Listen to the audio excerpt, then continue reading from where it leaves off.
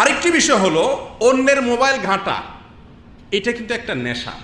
অনেককে দেখবেন আপনার রুমে কোনো লোকজন আসছে, কোনো দোস্ত আসছে, সাদিক আছে, মোবাইল সেটটা আপনার কাছে পাইছেন, নিয়েই আগে বিসমিল্লাহ ওইটা টিপা শুরু। ঠিক না বেঠিক? মানুষের মোবাইল ফোনে ঘাঁটাঘাঁটি করা আর কারো বাড়িতে ঢুকা দুইটা সমান কাজ। কারো মোবাইল ফোন ঘাঁটাঘাঁটি করা আর কারো ঘরে ঢুকে পড়া অনুমতি ছাড়া, দুইটা কি সমান কাজ।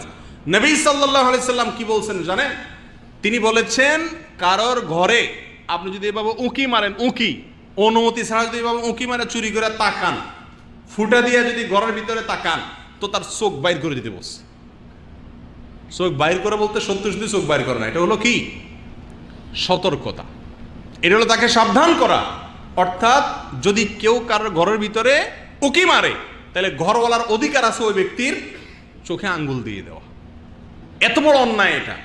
তো আপনি আমার মোবাইল টিপতেছেন, আমার মোবাইলে আমার স্ত্রীর সাথে অনেক চ্যাটিং হতে পারে, অনেক কনভারসেশন থাকতে পারে, অনেক মেসেজ থাকতে পারে, অনেক গোপন কিছু থাকতে পারে, অনেক পার্সোনাল কিছু থাকতে পারে।